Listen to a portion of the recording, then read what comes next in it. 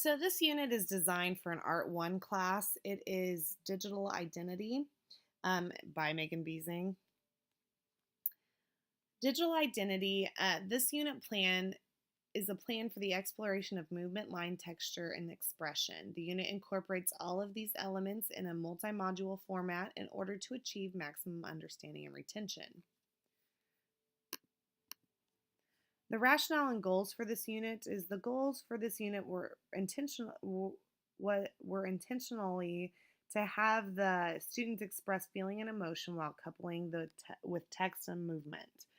I initially attempted to find an app that would do both. However, the ones I found that were perfect, were optimal, were the ones that were most expensive, and I knew that would be difficult for my district. So I opted for two free ones, Word Photo and Adobe Sketch. The big idea for this unit is identity. Identity can be expressed from many different artistic avenues. People draw, write, sing, and dance their expression. This unit requires the student to experience and explore identity from a musical, visual, and textual standpoint. By allowing this multi-module experience, it will allow for the concept to fully of identity to sink in more fully. The essential questions. The first three essential questions are designed for the students to explore what things that define their identity. Is it only what you like or the emotions you feel, or can it be extended to the beliefs you hold to? The last question, 4, um, this, I want the students to take a look at what different artistic methods we use throughout this unit and argue some benefits of understanding and using all forms of identity, and if the use of digital media helped to convey that message. By asking them to address these questions, uh, the students are being made to solidify answers to questions that have been implied but never asked, as well as form a more fully understanding of what makes up their identity. Key concepts: understanding the benefits of using digital media, grasping the media of identity through multi-module information, troubleshooting through digital media, becoming familiar with conveying a message through traditional and digital forms of art, blending the many faces art can take into one visual message. Student or objectives. The student will be able to apply expressional line and texture digitally to the picture, apply expressional line and texture digitally and traditionally, to their picture, use a digital app to apply words to their portrait, convey a message of identity using a multitude of visual and literal text.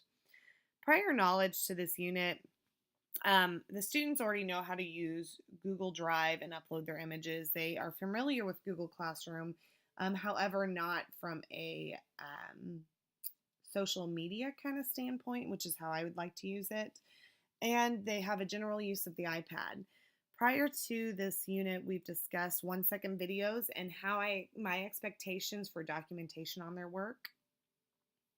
They already know that each day they should have at least 4 1-second videos of the progression of their work.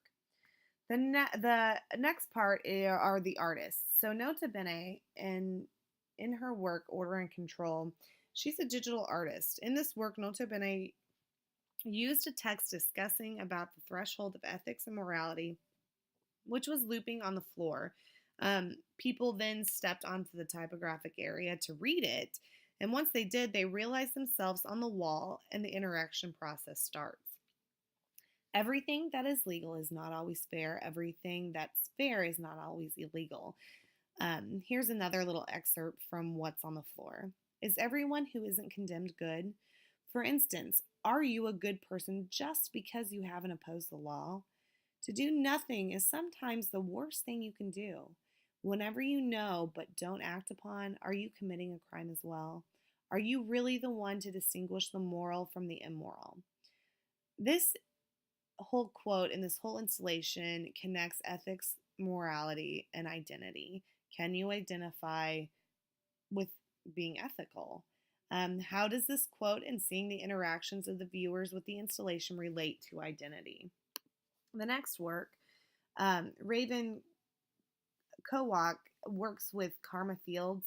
Um, Many of you have already heard me talk about him through this semester, and this was actually the inspiration for this entire unit.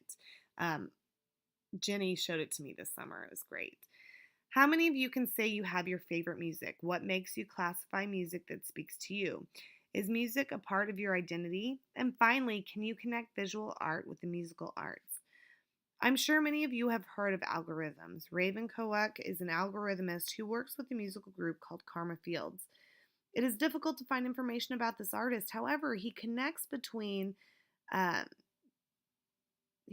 between the difficult line of algorithm and music, couples to create a beautiful work of audio-visual sensation. So, day one in this process, I want them to explore identity. A lot of them have a very shallow opinion on what identity is. I'm a basketball player, I play softball, I'm an artist, I like music. They aren't digging quite as deep as they could go. Prior to this unit, we've already discussed Dohosa and Magdalena Abakanowitz and a cultural impact, more culturally. So I want to kind of revisit those artists here in a little bit. But what I want them to do is complete a rapid fire questions, couple up with somebody else, and go through this quick interview process. And then I want them to kind of reflect on that. How, with the questions they asked, did that help to identify them as a person? And then I want them to take a personality quiz online. The link is right there. Um, and then reflect in their sketchbooks. If you find the conclusion close to the truth or completely off base, can you be limited to that? Can you only be classified by the questions they asked? What other things can be used to create a person's identity? Then again, revisit Magdalena and Dohosa, and taking it out of a cultural standpoint and trying to put it more into identity. Try to discuss identity with them with these two artists. Can you express identity through a visual work of art? Day two, expressive line and identity. Before this, we've already taken a picture of each student and they've uploaded it to Google Drive, and I've printed it out for them. So the tutorial is right there, or the assignment is right there on the videos tab, so they will then complete that assignment. Day three, we're going to study the artists. I want them to explore these artists. We're going to discuss them and kind of really dig deep into the statements and these artists and what they were capable of. So I want the students then after this to search and explore music, poems, or any other text/quotes that they are able to identify with via the internet, and then they will select one and write it into their sketchbook. Day four is a troubleshooting kind of day. I want them to explore Word Photo, intentionally not giving them a lot of direction, but just to play with the application. Upload their picture from Google Drive to Word Photo and explore the app. They will add their text and choice of manipulate, sorry, text of choice and manipulate color within the app, and then resave it to Google Drive. Day five, the Adobe Sketch tutorial. I want them to watch the entire tutorial, take notes on it into their sketchbook, and once that's done, I want them to play and explore this application before we upload anything. I don't want them to have a picture on the app. Day six is the final construction. They will upload their image to Adobe Sketch and manipulate it. I want them to have their final done and re-uploaded to Google Drive. The assessment. This day is kind of a finish up day, but I also want to give them time in class to upload their video and final work to Google Classroom, and then they will watch and respond to 4 of their classmates' works. I want them to use at least 4 to 5 sentences, so pretty much a paragraph for each one, and this will help them to assess their own as well as assess their peers.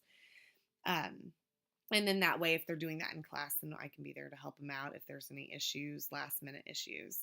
And then the last slide is a summative assessment.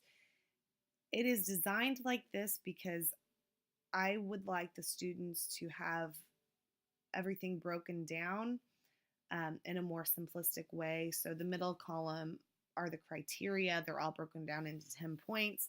So as long as they can go through and go check, check, check, check, check at the end, they know that they're at least getting a good grade. I don't want them to be so concerned with their grade and not be afraid to play and fail a little bit.